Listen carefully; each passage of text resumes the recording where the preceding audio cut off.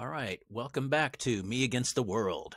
So, since my last video, things have gotten worse.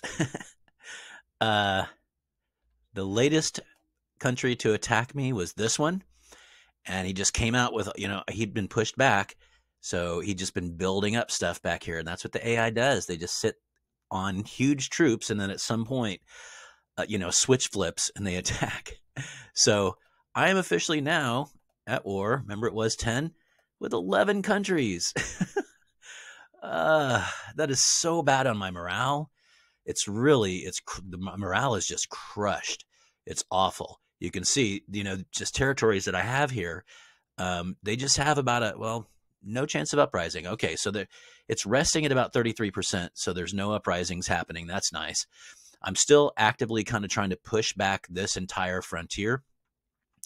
I do think once I capture these two, I'm just going to man those wide countries. That way I don't have to man as many. If I took it all the way, you can see, if I took it all the way to the front here, I'd have to occupy a lot more territories.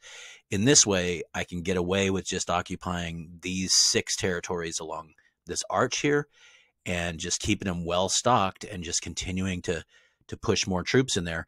What I've been doing lately is I broke my 45 bombers into 3 groups of 15, and I've just sort of been preemptively attacking stacks, just trying to, again, if it's true that the algorithm is that it builds up to a certain troop level and then they attack, then maybe the thinking could be I could just keep on sort of skimming off those extra troops, keeping their numbers low, and maybe have a good defensive frontier. So this has taken way too long over here. It's taken a lot of time for me to come back from when this guy attacked me. It was a big country. And so I've finally kind of pushed back, and, now I'm just waiting for, if British Canada attacks me, I'm screwed, and I may be the last player in this game. Yeah, nope. There's this guy over here. Okay, Poland, user 1278349. Okay, but I'm just gonna keep on playing this game because I like playing with large numbers of troops, and so I just continue to build in all of these, and I need to come back in here and build some stuff. I've got some money to work with, but I'll do that off camera.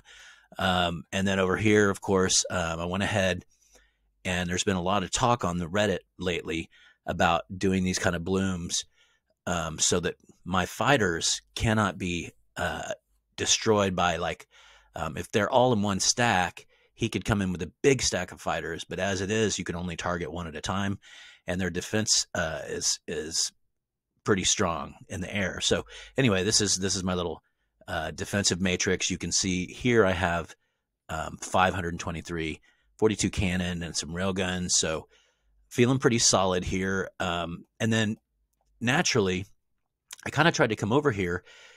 Somehow I went to war with this country, and I didn't want to be at war with them. I really didn't. I wasn't ready for that. Not ready to take a 4th. That would be my 4th. Although at this point, the reason you don't take a 4th is because everyone will attack you. But at this point, everyone has attacked me. It's like, I guess it could be worse, because if British Canada attacks me, then he's a powerful enemy.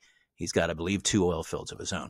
So kind of trying to avoid that as long as possible. What I've done over here, though, is I think I mentioned that I realized there was a railgun back here, just cleansing, ethnically cleansing my troops.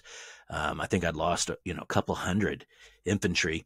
And so what I've done is I've fallen back, and I went ahead and sent 3 railguns from one oil field and 2 railguns from the other oil field. And it took them a while to get there from up here and from down here, but they're finally here. And I feel like this is kind of, this is my front line now. And, I've got an observation balloon here that gives me some pretty good visibility. And then, of course, a throw range here that goes at least into the 2 neighboring territories over here. And, if he comes at me with a railgun, I will have equal range on him. And then I really am trying to keep this rail line open. I don't want him to, I kind of backed off, just fell back, reorganized, and established a front line here because I do need to protect this railway from moving resources back and forth between my homeland and this, my natural expansion and my other oil fields down here. So not much has changed, guys. I am at war with yet another country. I think what I'll do is maybe I'll come back I think I should just do one more video, and it's going to be once I've got enough stuff to where I feel like I can really attack into this and take it. I'm just going to do it. I'm just going to go for it. Now, this is ridiculous. Look at that. There's nothing here because I've been having to continually push a lot of troops over here to conquer Italy here. So, or Mexico rather. So, this war has been very costly, very expensive for me.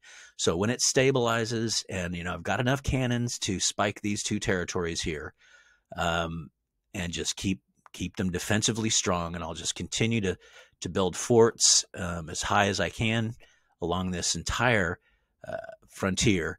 And so when I come back, hopefully I'll have I'll be well on my way to that 4th oil field. So, all right, guys, thanks for checking in.